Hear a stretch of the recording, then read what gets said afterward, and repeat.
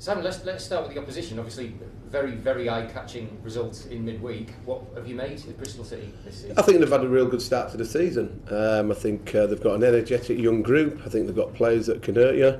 But they're like anybody in the Championship. They are vulnerable as well because of the nature of and the competitiveness of this division. So had a poor result last week against Leeds, but then responded well with a good result against the weakened Crystal Palace team. But you still have to beat the opposition in front of you. So I think Lee's doing a good job there with the group of players that he's got at his disposal now. It's kind of a strange thing about the League Cup now, because a victory like that is not your first team against not somebody else's first team. So in a way, does it sort of confuse selection as much as anything else? Yeah, look, when we try and analyse the opposition and work out what they're going to do, Tuesday night game is really no reflection on what we're thinking might be up against us on Saturday. But what we'll do is do our research and work on what we've done previously and maybe who's going to be injured and who's not injured. So we concentrate on the opposition, but it's about what we do this weekend. We've got to be on the front foot, play with a purpose, a passion about us, and hopefully some good quality that will get us a result. You mentioned the word injuries. How's it looking now? Are you pretty much getting back to where you want to be with the squad? Yeah, I think most of the lads are available and have trained all week. Mark Wilson has been back all week. Callum McManaman picked up a little niggle on Monday, but should be okay for the weekend. Titus Browning will be the only one who's going to be missing with his hamstring injury. So nice position to be in for a change. Yeah, not bad at all, obviously. The home situation as well. You got a draw last time out at home. You had the Fan Fest on Monday. It's going to come sooner or later, isn't it, that win? Well, that's what we keep talking about, and we can still be positive in everything that we do during the week, the lead up to the game, and ultimately it's what we go out and do on the grass that matters now. So the preparation has been good this week, good vibe around the dressing room, which it has been since pre-season. Ultimately we've got to go and replicate what we've been doing in training to a match day situation, and somewhere down the line that voodoo will be broken, and hopefully it's this weekend, and then can we build off Saturday's result with another home game on Tuesday. But got to deal with the first game first, and whatever team we put out there, it's got to go out and show what it's capable of doing. That is, I'm sure you don't need just to tell you the next couple of games, and the derby after it looks and feels like a very important little period for the club. Well, I think it's an important part for us for any club at this moment in time, because you've got 3 games in a week, and we've always said excuse me, that 3 games in a week can really change your season around. 3 positive results. I think we've had 3 decent results and performances in the last 3 games. Hopefully in the next 3 we've seen better signs and more encouraging signs, and ultimately better points return as well. So I think we're in good shape. Excuse me, looking forward to the game, and let's go and put some positivity around the place again. Just the thing about the home thing, is it something that gets worse, or is it just like a thing that the players have to carry with them until it's over? I think they've just got to accept that they weren't part of a large amount of them games. Obviously they've been part of this season's home form, but ultimately they've got to build off what they've been doing in the last few games and translate that onto a positive atmosphere and positive approach in the game, and that's what we have to do. We have to keep encouraging the players to get on the ball and play, pass forward, take chances when they come along. But ultimately, when the opposition have it, we have to make it difficult for them. And just looking at the Fan Fest also this week, I know you, Martin, some of the players were out at the Heaven Supporters branch.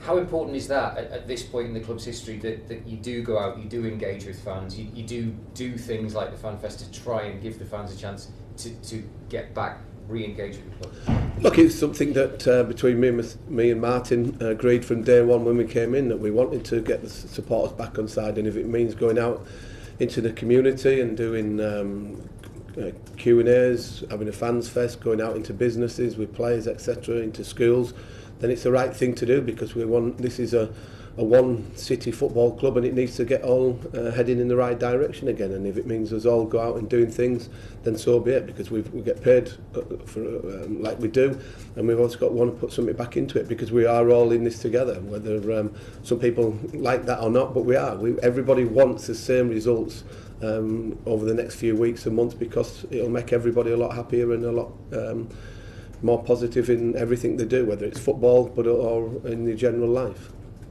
might be a generalisation, Simon, but you do seem to have quite a few times gone ahead away from home, but gone behind at home, and you've been then chasing the game, crowd got edgy. It's probably an obvious thing, but just to get that first goal in a home match would just be such a help, wouldn't it? Yeah, of course, and we've not had that luxury this year, as you mentioned. We've had real good starts to games, probably Leeds, Derby and other games. We've played well, not taking the chances when they've come our way, and ultimately then we've been hit with a sucker punch, and then it sort of deflates the crowd. It obviously knocks the confidence of the players. But within them games, the players have showed good character to come back into the games, but I think when you get the first goal, it can obviously give everybody a big boost in confidence, and then ultimately you've got to make sure that you do the right things to go and see the game through and manage the game properly.